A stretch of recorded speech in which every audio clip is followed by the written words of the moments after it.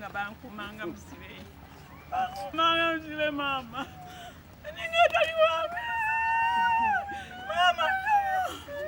Tali wange. Ninga tali wange mama. Kubanga nsika kutaje basula banetolola. Emmere yange gye nasimba yonna bagikuula ne bagimalawo. Ndi wano ngenda kufa bannange. Abasirikale basula banetolola so omusi babiri buli lunaku bakyusa omusirikale buli lunaku bakyusa omusirikale baleeta mulala buli lunaku naye nga siyinza kufuluma kubanga ekibanja kyange ntiinako obujulizi n'abatuuze bakimanyi era nagaka nfiire mu kibanja kyange banziike nfiire wange sobola kufuluma nga nfuluma mu kibanja kyange njagala nfiire mu kibanja kyange endagaano twazireeta buli kimu ekiri RDC n'abagamba nti mukadde ekibanja kikye ne banteeka byenye trespass ne baga trespass mufu mukadde talina bbanja lyabangibwa kuwaabirwa n'akamu mukadde talina byawaabirwa kubanga ali mu kifo kye ekibanja kikye ate n'omubasasula tiyasasulwa lwaki mukadde mbeera mumugalidde RDC abyebuuza tabimanyi era ensonga yazikozeeko nezimulemerera n'abayita ne bagaana abagagaayi lwaki abayise ne bagaana nga tubagala kugonjoola ensonga zange baagala kunsita abaana olubajja wano babagobawo abaana bange abanzijanjaba tebabakkiriza kuyingira munda era muno mbeera muno ng'embomboze nsiiba mu geeti nsula mu geeti mbeerako abasirikale buli dakiika buli neekyusa ndaba musirikale toyi baginzijjako nfuluma wanu wensanze buli wensanze mazzi baganzijjako era nkugambye nze ndi nga bwendi nga bwondaba buli kimu kyonna noonya kinoonye juzi n'obuku baali babuŋŋaanye afande eyanyamba wa RDC n'abagamba mukadde tumugaana buku mwagala afiire munda mu katimba embeera yeyo gyendimu yakufa kakati aliwo olw'embeera awo abaana banoonya kyamusango banoonya kasente ak'omusango banoonya ak'okulya banalinamu enjagala mujjukire kasobola okubula ninsiiba enjala kubanga tebanzikiriza kutambula ife bananyini kibanja Wagagaayi kampani kye yajja nesenda ebintu byaffe byaliko nesenda amayumba gaffe getwalikako ku kibanja na buli kimu kyonna ekyaffe ne kyonoonebwa nesibawo akatimba nekolako ekisaawe ky'omupiira oluvannyuma lwa muzeeyi okulwala n'afa ekyamuleetera n'okuba nga ava ku kibanja okwo nakyekera omukuumi omwami Tina Jackson.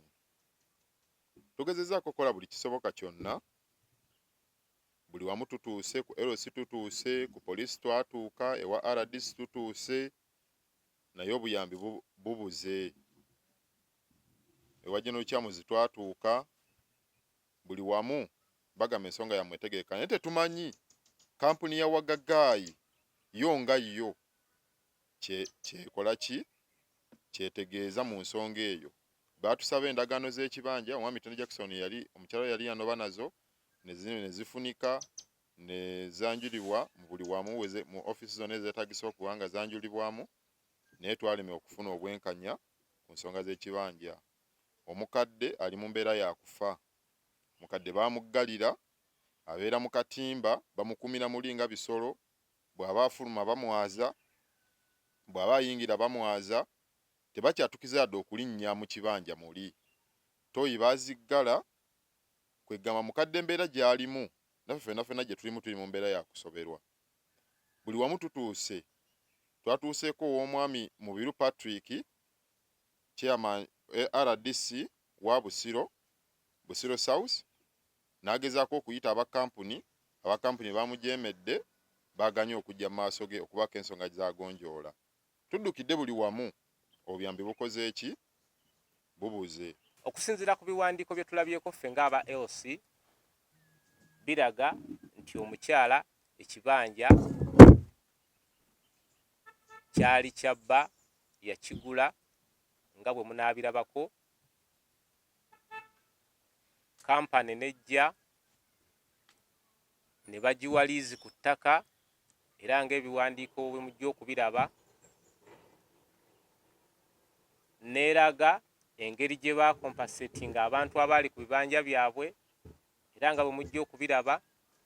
Naye we tutuukidde olwaleero nga kampani tennaba kuvaayo kulaga nti mukyala Kajoyina Zainabu eyakazibwako eryamusiba matu yamusasula. Kakati essaawa zino omukyala embeera gy'alimu mbi kubanga asula bubi, tayina kintu kyonna kimuyamba mu bulamu. Okusinziira ku ye agamba kabuyonjo baagimusalako tebakyagimuwa. Kati bw'aba ayagala okweyamba asima bunnya mu kisaawe, ekintu eky'obulabe ennyo eri obulamu bw'abantu. Ffe nga LC amateeka gakole kubanga abantu bombi ba mugaso nnyo gye tuli. Mukyala Kajoyina Zainabu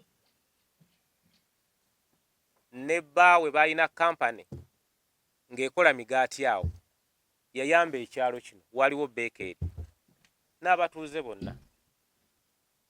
Ate ne Wagagayi kampani nayo ya mugaso gye tuli kubanga ewadde bannayuganda emirimu abatakka wansi wa 2,000.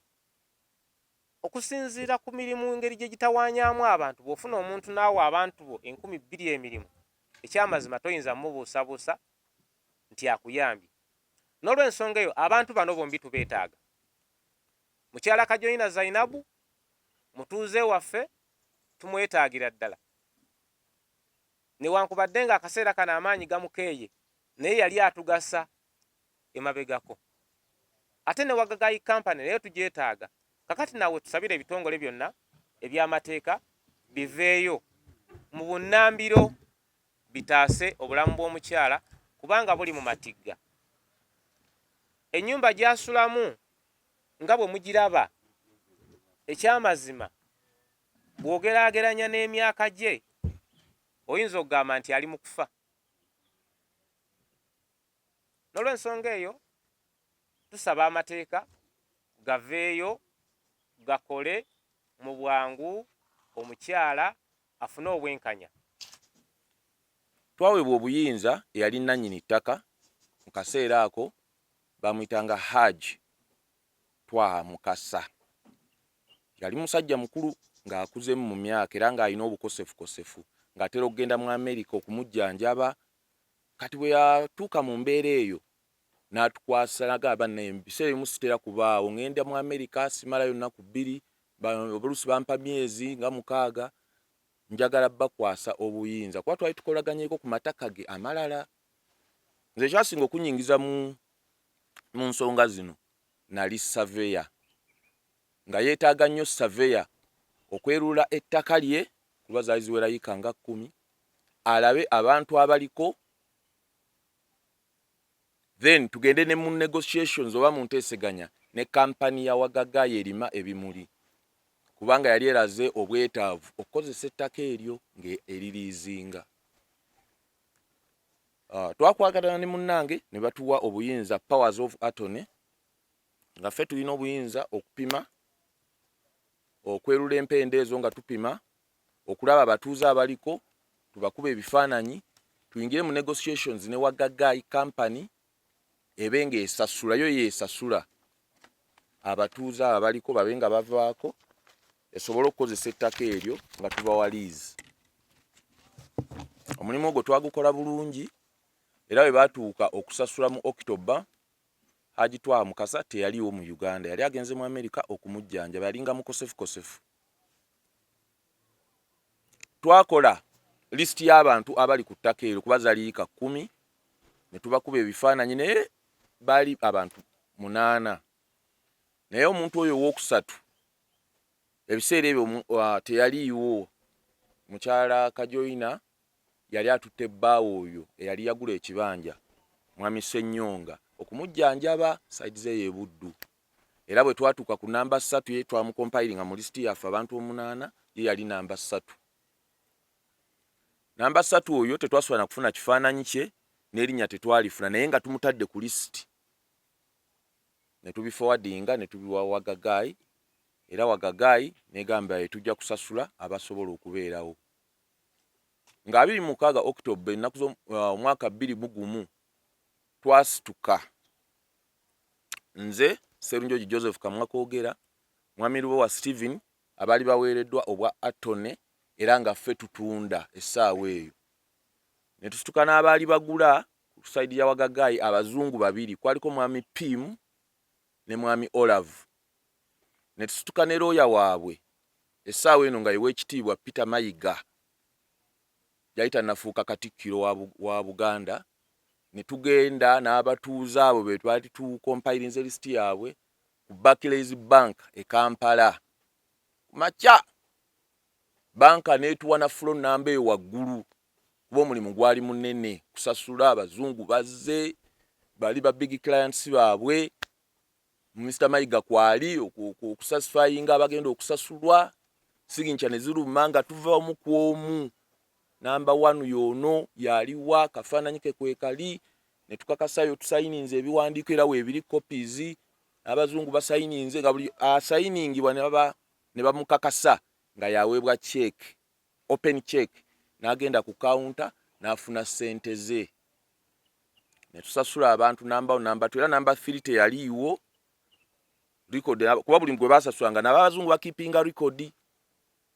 Teyasasulwa namba 4, 5, 6 abantu bonna ne baggwayo nga buli gwe basatisfyinga nti mutuufu tumukakasiza yakolerwa check n'agenda wali n'ajjayo ssente ku counter.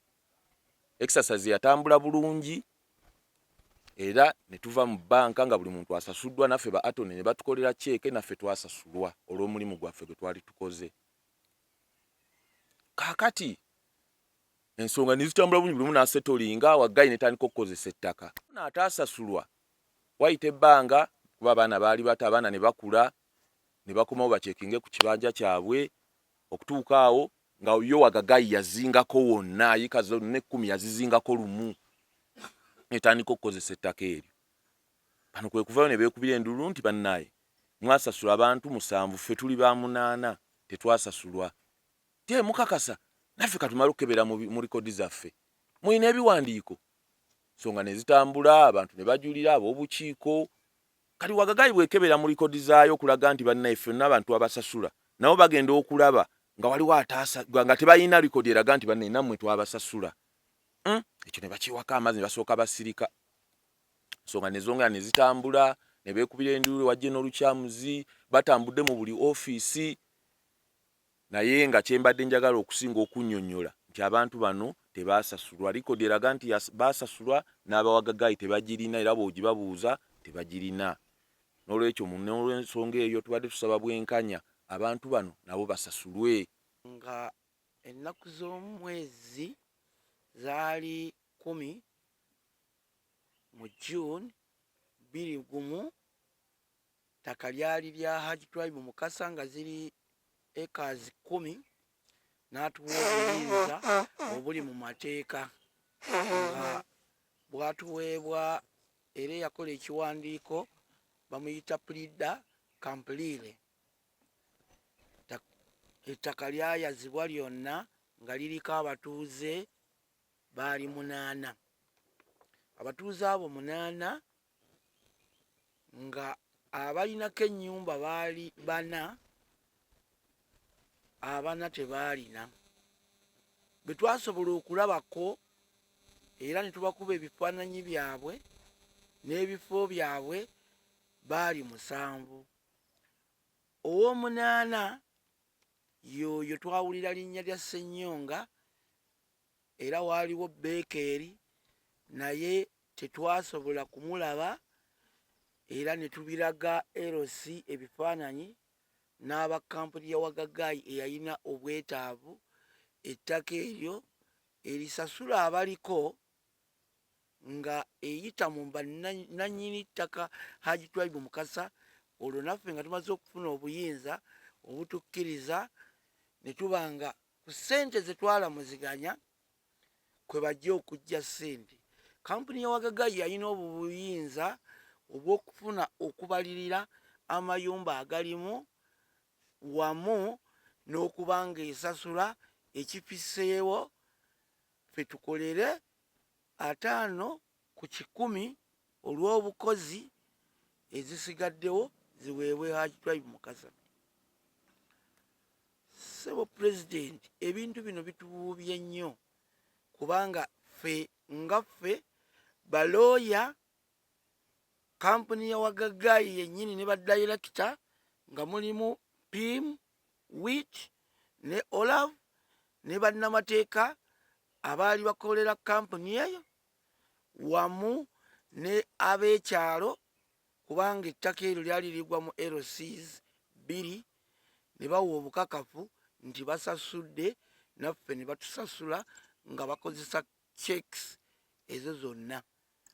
Era ebiwandiiko ebyo ngenda biraga omuli amayumba n'ebifaananyi, naye twalistinga nga tuli ne Anthony munnange okuva ku nnamba 1 okutuuka ku nnamba 8 omuli ebifaananyi eby'ebifo byennyini ebisasulwa bali abazungu wamu n'obufaananyi bwa buli muntu, naye akamukadde ku kibanja kyabwe ne Ssenyonga tetwasobola kukafuna. Obwo obuvunaanyizibwa bwasigala wakati wa Wagagaayi, era ndooza ye yabikolako netukakasa ne mu buwandiike ne bannamateeka.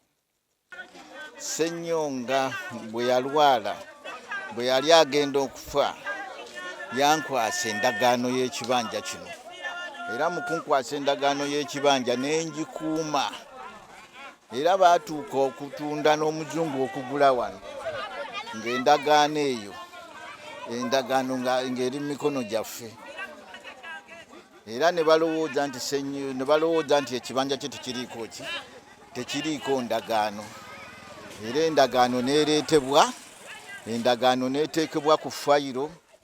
Tutambudde okwetooloola mu b'obuyinza ng'ensonga abawagagaayi be baziremesa okusasula omukyala, naye ng'ekiwandiiko kye n'abaaliwo nga baagula abamu bakyaliwo tebafanga. Twajja kuno ku nkumba 97 omukazi nga balina ne kabeekeri ng'alina ne bbawe bamuyita Rajabu, n'azzaayo bbawe nga mulwadde, bbawe n'agendeyo n'afiireyo e Kenya.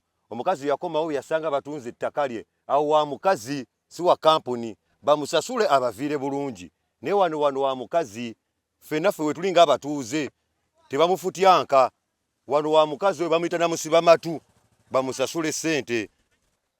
Nga nze omu ku bamulekwa b'omugenzi Fred Ssenyonga. Tata wange yandekandibwa myaka 6. Tata wange bw'amala okufa mama waffe yafunamu embeera etaali nnyangu kuba twali abaana bangi, ng'ate asobola otugabanyagabanyaamu tusobola okukula, ate naye nga mulwadde. Bw'atyo yakwata endagaano y'ekibanja kyaffe n'agitwala ew'omwami Mitindo Jackson n'agimuteresa kuba yali friend wa family, nga yafuukanga wa Luganda. Netambula ne tugenda ne tubeerayo mu buto bwaffe, era nga mama waffe atunyumiza nti ekibanja kyaffe gye kiri Entebbe, kitaffe gye yafiira mu maka ga kitaffe ewammwe. Sawa yonna mujja kuddayo ewammwe. Tugenda otuuka mu mwaka gwa 2024 okujja wano twasangawo ekisaawe kuba we twasooka twali ne mama waffe nga tetunnagenda wa mwami Mitindo Jackson.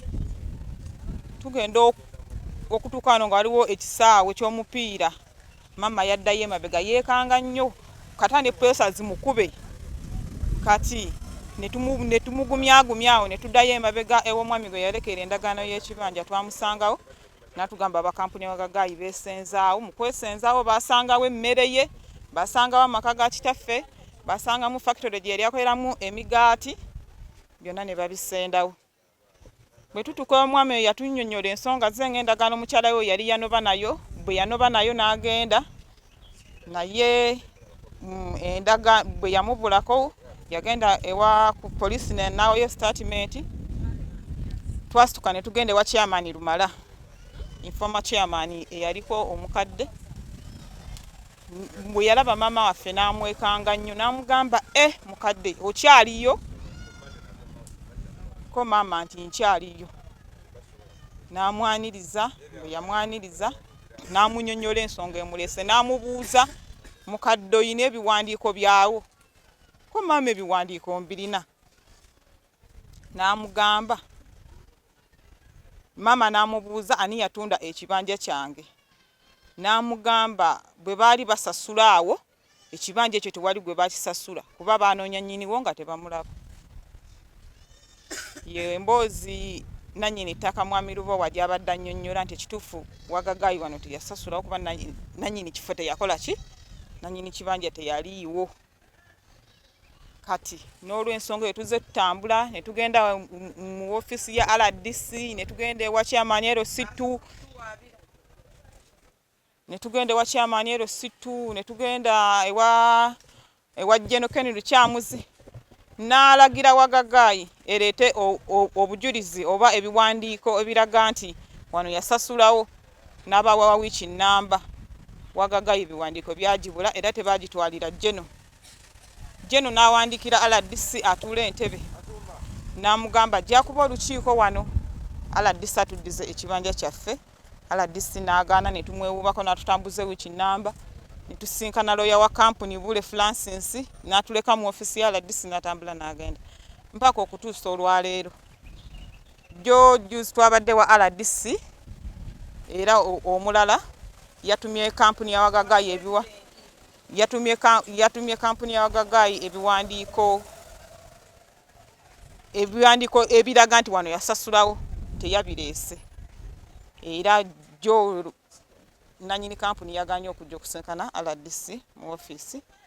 Kamide n'amagulu gange abiri bakama bange bajje banyambe ndi mukufa bakama bange mbeera mukobera kwa kibanja kyange, ekibanja kya bba wange Fred Ssenyonga ekigula. Nze baali basasula saaliwo, saasasula saafuna bwenkanya bwange naye ndi mukufa bannange mbabuulira, ndi mukufa bannange.